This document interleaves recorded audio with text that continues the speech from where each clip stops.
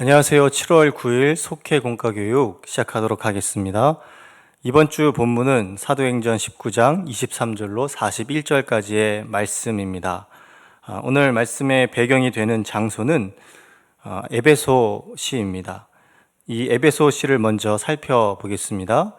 이 에베소시는 바울이 2차 선교 여행 시 잠시 방문했었고, 또 그 후에 3차 전도 여행 시 가장 많은 시간을 할애하며 2년 반에서 3년에 가까운 시간을 할애하면서 성경을 가르치고 사역했던 주요 도시였으며 목적지였습니다.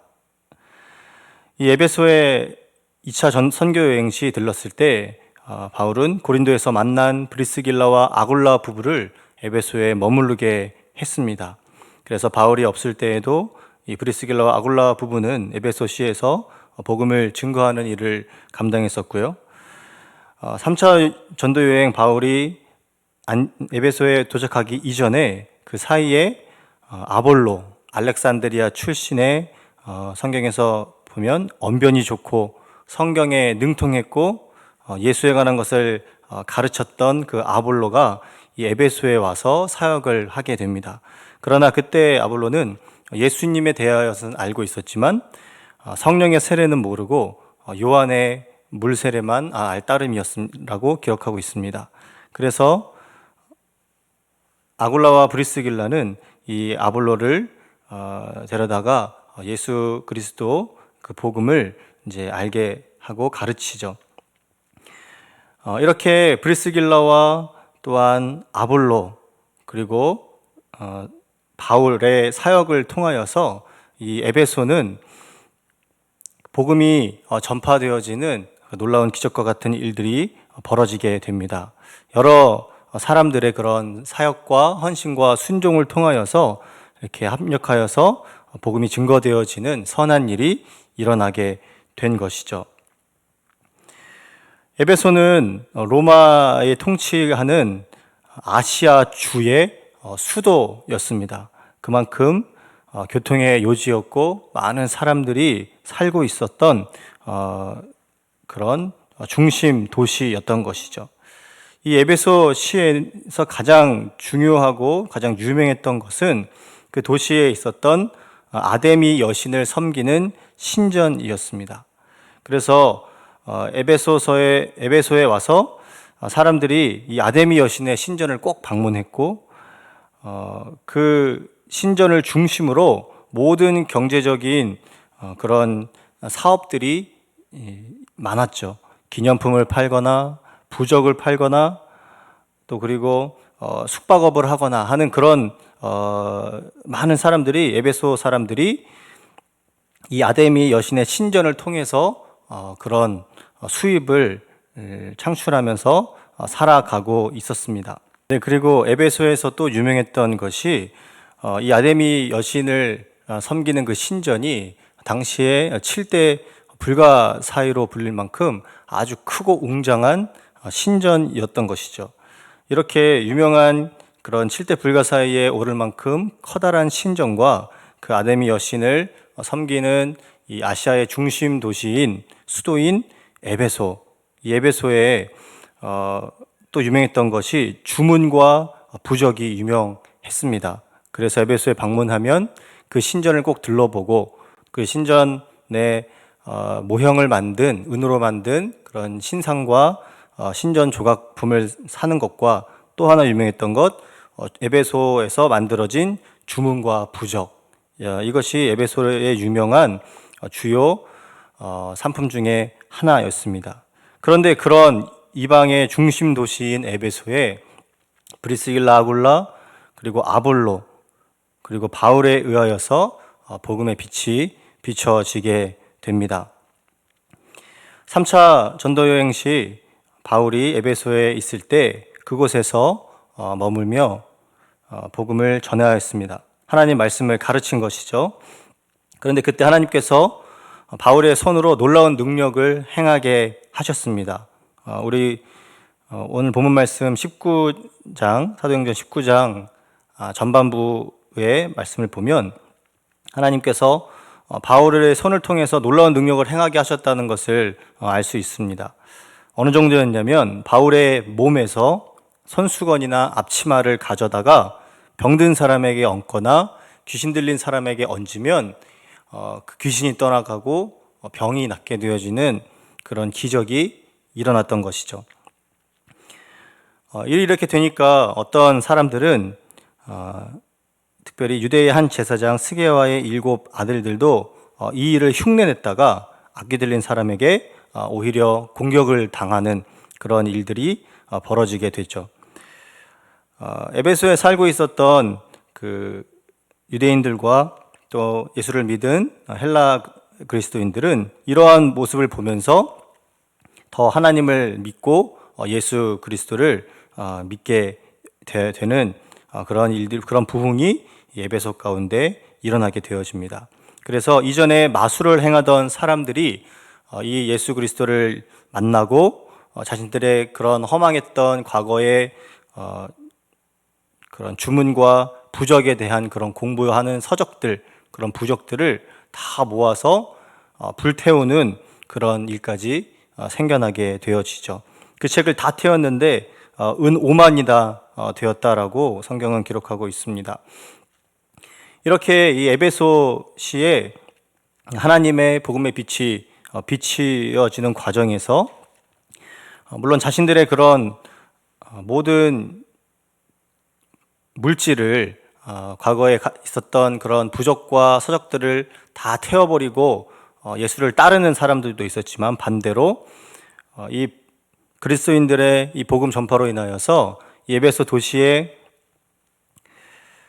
방문하는 많은 사람들이 그들이 만든 은으로 만든 우상들을 신전 조형물들을 사지 않는 일들이 벌어지게 되자 실제적인 경제적인 손해를 봤던 사람들이 도시 안에서 소요를 일으키게 되는 사건이 오늘 본문 말씀에서 벌어지게 됩니다.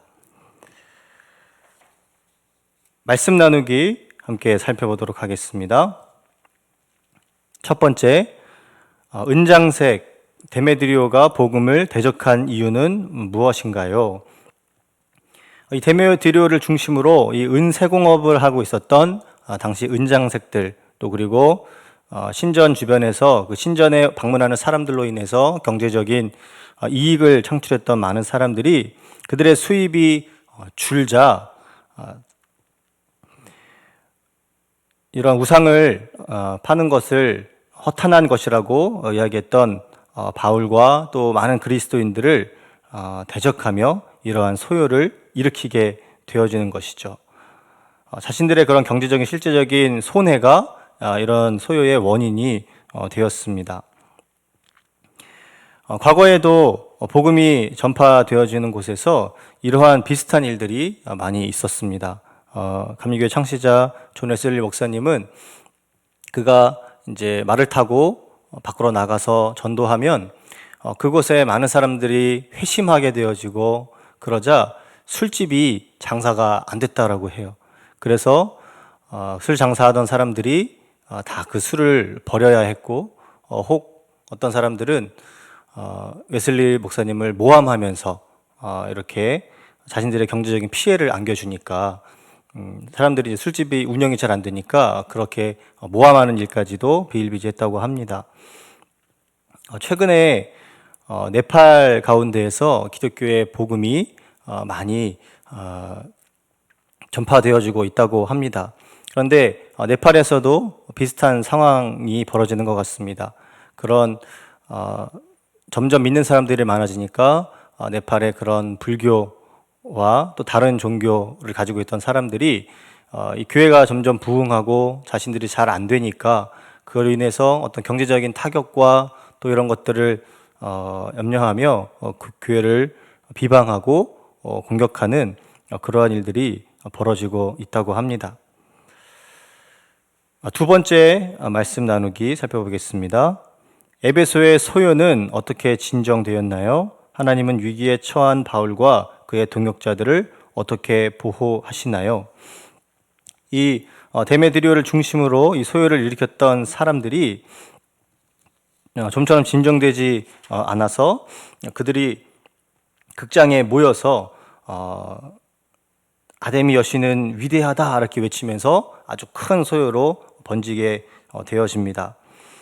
그때 서기관 한 사람, 그 관리 한 사람이 이제 서게 되어지고 그들을 진정시키게 되어지죠.